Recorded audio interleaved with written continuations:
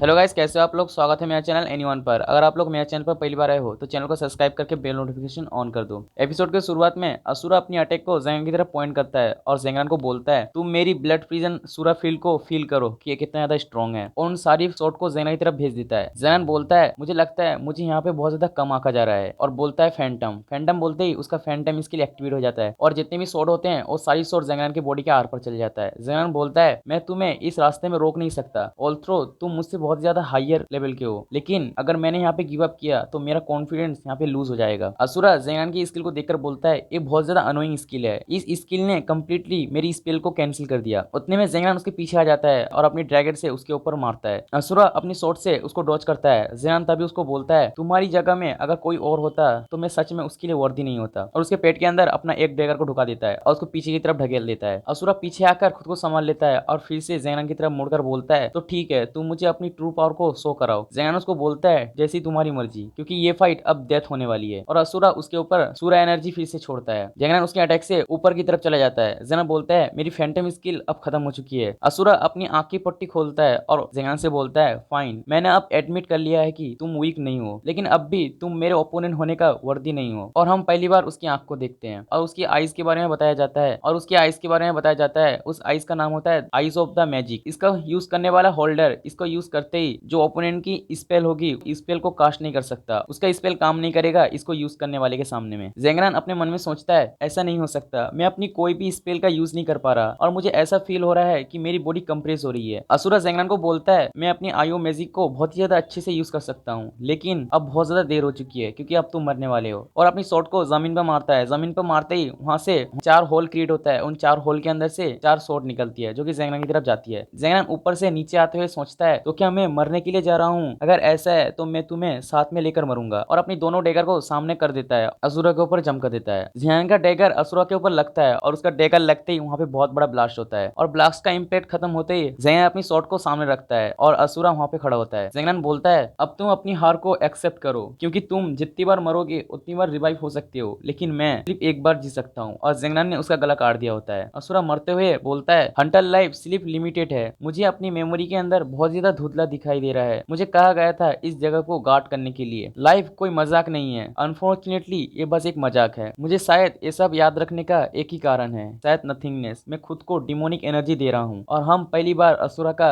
Human form को देखते हैं जो कि वाटर के रिफ्लेक्ट में दिखाई दे रहा होता है। जेंगनान के पास नोटिफिकेशन आता है और नोटिफिकेशन में कांग्रेचुलेशन करके बोलते हैं तुमने सक्सेसफुली 50 फ्लोर को क्लियर कर दिया है। जेंगनान बोलता है इस टावर के अंदर बहुत ही पावरफुल बीम है और यहाँ पे बहुत सारा सीक्रेट है जो कि यहाँ पे हाइड है। और नीचे बैठ जाता है। नीचे बैठकर बोलता है मैं जितने भी ऊपर जा रहा हूँ मेरा क्वेश्चन और भी ज्यादा बढ़ रहा है। कोई बात नहीं, अभी के लिए इस जगह से लीव करता हूँ, क्योंकि मेरी करंट स्ट्रेंथ में ये इम्पॉसिबल है 16 फ्लोर को क्लियर करना। और अपनी स्किन को ओपन करता है और उसमें उसको बताते हैं क्या तुम इस टावर को लीव करना चाहते हो? जेंगान यस कर देता है और जेंगान के पीछे एक पोर्टल ओपन होता है। पोर्टल उसको खींचता है। जेंगान बोलता है नेक्स्ट टाइम मैं यहाँ पे जरूर आऊंगा और यहाँ पे जितने भी सिगरेट्स हैं उन सारी सिगरेट को जान के रहूंगा। और वो वहां से स्काई टावर के होल पर आ जाता है। स्काई टावर के होल पे डोरिस खड़ी होती है। डोरिस जेंगान को बोलती है रिक ब्रदर तुम तो सच में बहुत ज्यादा कमाल की हो, क्योंकि ये तुम्हारा पहली बार है, तुमने पहली बार में ही 15 फ्लोर को क्लियर कर दिया। जेंगान डोरिस को बोलता है तो क्या हुआ, मेरी अब बॉडी का स्टेटस क्या है? डोरिस बोलती है क्योंकि तुमने बहुत ही ज्यादा फ्लोर को क्लियर किया है इसीलिए तुम्हारा लेवल बहुत ही ज्यादा इंक्रीज हुआ है। ये मोड बस कुछ एक्सपीरियंस को ज्यादा इंक्रीज करता है, क्योंकि तुमने इस मोड को एक्टिवेट करके स्काई टावर पे खेला है तो इसलिए तुम्हें बहुत ही ज्यादा एक्सपी पॉइंट मिला है। अब समय आ चुका है तुम्हें तुम्हारा रिवॉर्ड देने के लिए। और वो जेंगान के सामने 4 रिवॉर्ड को रखती है और बोलती है तुमने जितने भी फ्लोर को क्लियर किया है उन फ्लोर के रिवॉर्ड तुम्हारे सामने है। तुम्हें 3,50,000 एक्सपी और तुम्हें 13,000 पॉइंट मिलता है, और तुम्हारे सामने 4 स्किल है जो कि तुम्हें मिलता है। उनमें से पहला होता है ब्लड ब्लेड रिमेन, सेकंड होता है सूरा हिल्ड, थर्ड होता है मैजिक स्पाइडर, और चौथा होता है मेटल ऑफ डेथ। जेंगान डोरिस को बोलता है मेरे पास एक क्वेश्चन है जो कि मैं तुमसे पूछना चाहता हूँ, मॉन्स्टर ड्रॉप्स और ये एवोल्यूशन ब्लेड क्या कुछ कनेक्टेड है? स्काई टावर और तुम कौन सी सीक्रेट को हाइड कर रहे हो मुझसे? डोरिस जेंगान को बोलती है तुम कह रहे हो एआई के बारे में, तुम्हारा ये कहना लाजिमी है। डोरिस बस एक गाइड है और तुमने जो कुछ फील किया है वो बस एक कोइंसिडेंस है, लेकिन सिस्टम को इसके बारे में कुछ करना चाहिए। और हाँ, स्काई टावर में सच में बहुत ज्यादा सीक्रेट्स हैं। और जेंगान के सामने एक नोटिफिकेशन आता है, उसमें उसके बताते हैं कि उसका रैंक प्लैटिनम ग्रेड पे आ जाता है। तभी वहाँ पे एक पोर्टल ओपन होने लगता है। डोरिस जेंगान को बोलती है तो ठीक है, मैं आपसे नेक्स्ट टाइम मिलूंगी। और जेंगान के पास एक और नोटिफिकेशन आता है, उसमें बोलते हैं तुम स्काई टावर से 3 सेकंड के अंदर लीव होने वाले हो। जेंगान उस पोर्टल की तरफ देखता है। पीछे से डोरिस जेंगान को बोलती है बिग ब्रदर आपका रिवॉर्ड पहले ही कैलकुलेट हो चुका है और जेंगन उसकी तरफ देखता है। जेंगन पोर्टल के अंदर चला जाता है और पोर्टल से बाहर आके देखता है तो उसके सामने एक अलग सी जगह होती है। जेंगन उस जगह को देखकर बोलती है ये कौन सा जगह है, क्या ये हंटर एसोसिएशन हॉल है? और वो वहाँ पे एक लिफ्ट से होके नीचे की तरफ आने लगता है। जेंगन बोलता है हंटर एसोसिएशन ये बहुत ज्यादा मिस्टीरियस है और उससे भी ज्यादा स्काई टावर बहुत ही ज्यादा सीक्रेट हाइड कर रहा है। मैं नेक्स्ट टाइम जब वहाँ पे जाऊंगा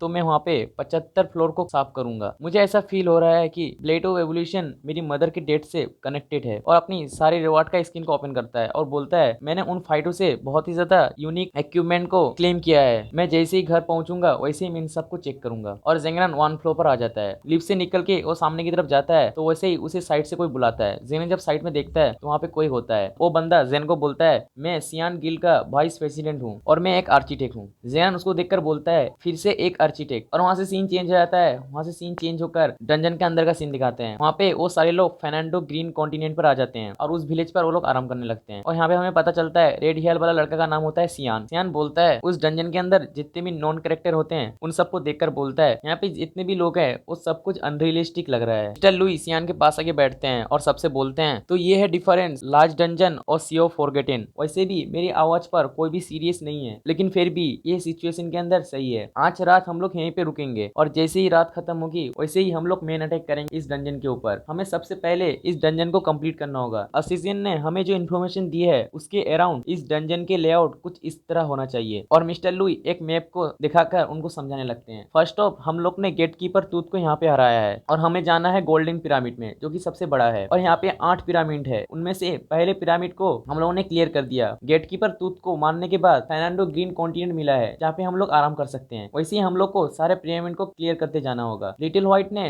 जैसे ही गेटकीपर टूथ को मारा है वैसे ही हमें गेटकीपर टूथ के पास से गॉडली फ्रेगनेंट मिला है। तो मुझे ऐसा लगता है ऐसे करके हमें और भी बॉस को मारना होगा। शायद उनके पास से भी हमें गॉडली फ्रेगनेंट मिल सकता है। तभी उस विलेज के अंदर से एक मेंबर उन सबसे बोलता है वॉरियर्स हमारे विलेज के चीफ तुम सबको कुछ कहना चाहते हैं जो कि सी ऑफ सैंड के बारे में है। विलेज चीफ उन सबसे बोलते हैं कुछ समय पहले की बैटल में माइटी हीरो लिटिल व्हाइट ने गेटकीपर टूथ को मारा है जिसकी वजह से तुम लोग अब गॉड्स के अगेंस्ट फाइट में आ चुके हो। लेकिन इन ऑर्डर तुम लोग गॉड के चूजन बैटल में आ चुके हो तो तुम्हारे लिए ये बिल्कुल भी आसान नहीं होने वाला। तुम्हें बहुत ज्यादा मुश्किल होगी गॉड के साथ फाइट में। अब तुम्हें 7 अलग अलग गॉड्स को डिफीट करना होगा। मिस्टर लुई बोलते हैं एसोसिएशन इन्फॉर्मेशन के अकॉर्डिंग हमें बाकी गॉड्स की फ्रेगनेंट को भी हासिल करना होगा। चीफ बोलते हैं अभी जो बॉस है ग्रेब जो कि गॉड ऑफ लैंड का है, ओसे हिल्स जो कि रिकर्नेशन का गॉड है। मिस्टर लुई बोलते हैं क्या बाकी बॉस इस समय आराम कर रहे हैं? गैब, ओसीरिस, सोबेक। चीफ मिस्टर लू की बात सुनकर मिस्टर लू के ऊपर गुस्सा होते हुए बोलते हैं तुम यहाँ पे अपना मुंह को बंद रखो। यहाँ पे एग्जैक्टली एनपीसी कौन है? एनपीसी का मतलब नॉन प्लेयर कैरेक्टर। यहाँ पे इस डंजन के अंदर जो विलेज है इस विलेज के जो लोग हैं उनको प्लेयर कहा जाता है और बाकी डंजन के बाहर से जो लोग आते हैं उनको एनपीसी करते हैं। मिस्टर लुई अपने सर पे हाथ रखते हैं और बोलते हैं ये सच में इस बारे में बात कर सकता है। सियान भी अपनी चेहरे को दूसरी तरफ कर लेता है और बोलता है ऐसा बिल्कुल भी नहीं हो सकता, ये बिल्कुल रियलिस्टिक लग रहा है। चीफ अपने छड़ी को जमीन में पटकता है और फिर से बोलता है याद रखो तुम लोग जैसे ही गॉड को हराओगे वैसे ही एक लाइट स्मॉल पिरामिड के अंदर से निकलेगी और जैसे वो लाइट स्मॉल पिरामिड के अंदर से निकलेगी वैसे ही वो लाइट बिग पिरामिड के अंदर जाएगी और तुम लोग बिग पिरामिड के अंदर एंटर कर सकते हो और वहाँ पे चूजन गॉड के साथ बैटल में तुम लोग एंटर हो सकते हो। बहुत समय पहले इस डेजर्ट पे गॉड आरे रूल करते थे। उनके रूल टाइम पर सारे लोग बहुत ज्यादा पीसफुल रहते थे लेकिन अच्छा टाइम ज्यादा देर तक रुकता नहीं। इसलिए 8 ग्रेट गॉड ने गॉड आरे को एक लंबी नींद में सुला दिया और वो 8 गॉड आरे की पोजीशन के लिए आपस में वार चालू कर दिया क्योंकि उनको आरे की पोजीशन पर खुद बैठना था और वो लोग खुद किंग बनना चाहते थे। उनकी वार बहुत समय तक चली लेकिन उनमें से कोई भी आरे की पोजीशन पर नहीं बैठ पाया और ये फाइट इतना ज्यादा चली अब ये वार पूरे वर्ल्ड पे फैल चुकी है लेकिन उनमें से कोई भी आरे की पोजीशन में नहीं बैठ पाया। लेकिन समय के साथ गॉड की पावर अनबैलेंस नहीं क्रिएट करती इसीलिए यहाँ पे न्यू रूलर आ सकते हैं। अभी के नॉर्मल पीपल के अंदर भी इतनी ज्यादा स्ट्रेंथ है कि वो लोग गॉड के साथ फाइट कर सकते हैं और जो कोई भी गॉड को हराएगा तो गॉड को हराने पर उसे एक फ्रेगमेंट मिलेगा। उस फ्रेगमेंट की मदद से वो चूजन गॉड बैटल पे एंटर हो सकता है और वो होगा गॉड ऑफ फ्रेगमेंट। ये फाइट फिर से स्टार्ट होगा और वो बनेगा इस डेजर्ट का न्यू रूलर। हमें इस बात पे पूरा भरोसा है। चीफ फिर से बोलता है अंधेरे की लास्ट दिन पर गॉड आरे और वो इस बैटल को हमेशा के लिए खत्म कर देंगे। चीफ की बात वहाँ पे सारे लोग सुनते हैं। ज़ियाओबाई सामने आती है और अपनी मैजिकल स्टिक को सामने करके बोलती है तो इसका मतलब क्या मैं एक गॉड हूँ? मिस्टर लुई बोलते हैं ये बस एक गेम का पार्ट है। हमें हंटर एसोसिएशन का ऑर्डर को फॉलो करना है। हमें तब तक यहाँ पे रुकना है जब तक उनका ऑर्डर नहीं आ जाता। उसके बाद हम लोग 6 ग्रेट गॉड को ढूंढेंगे। उसके बाद द फॉरगेटन सी को हम लोग ऑफिशियली कंप्लीट करेंगे। गाइस द फॉरगेटन सी के अंदर 8 गॉड हैं और 2 गॉड के बारे में बताया गया है है उनमें से पहला है गॉड आर्य और दूसरा है गेटकीपर टूथ जिसको ज़्याओबेई ने मार दिया है और बाकी बचे 6। तभी वहाँ पे सुकी पीछे की तरफ मुड़ जाती है और पीछे की तरफ जाने मिस्टर लुई सुकी को बोलते हैं तुम्हें क्या हुआ। सुकी बोलती है मैं यहाँ से जा रही हूँ सबसे करीबी पिरामिड पे अटेम्प्ट करने के लिए, और वैसे भी मैं यहाँ पे खड़ी होकर नहीं रह सकती क्योंकि यहाँ पे हर कोई मुझसे हेट करता है। प्रेसिडेंट का फ्रेंड बोलता है ये बिल्कुल भी अच्छा नहीं है। प्रेसिडेंट बोलते हैं मैं फील कर सकता हूँ कि यहाँ पे उसके रहना भी अच्छा नहीं है क्योंकि यहाँ पे हर कोई उससे हेट करता है, तो उसके पास ये रीजन है यहाँ पे जाने का। सियान बोलता है क्या कोई सोलो रहकर पिरामिड को क्लियर कर सकता है। मिस्टर लुई बोलते हैं ऑल्थ्रो ये पॉसिबल तो नहीं है लेकिन लॉजिकली देखा जाए तो ये पॉसिबल है। पिरामिड के अंदर जितने अमाउंट लोग होंगे पिरामिड अपनी डिफिकल्टी को उसके साथ चेंज करता रहेगा। अगर पिरामिड के अंदर कोई एक बंदा जाता है तो मेरे ख्याल से डंजन के अंदर उसका ज्यादा इफेक्ट नहीं होगा, पर मैं उसके बारे में कुछ नहीं कह सकता। सियान खड़े होते हुए बोलता है तो फिर ठीक है मैं पिरामिड के अंदर जाऊंगा। मैनेजर बोलते हैं क्या तुम सोलो जाने वाले हो। सियान बोलता है मेरी गिल्ड मेंबर मेरी मदद नहीं करेंगे क्योंकि उनको मेरे ऊपर भरोसा है। और वहां से सीन चेंज हो जाता है, जेंगन के पास आता है। जेंगन सियान गिल्ड का वाइस प्रेसिडेंट को बोलता है आर्किटेक्ट मुझे तुम ये बताओ कि तुम्हें कैसे पता है कि मैं यहाँ पे आने वाला हूँ। लॉजिकली देखा जाए स्काई टावर पर एंटर होते समय मैंने किसी को ये नहीं कहा था कि मैं वहाँ पे एंटर हो रहा हूँ और किसी को इस बारे में पता भी नहीं होगा। वाइस प्रेसिडेंट बोलते हैं हाँ ये बात सच है, ये तुमने सही किया, लेकिन ये एक सीक्रेट है जो कि सिस्टम के अंदर है। ऑल्थ्रो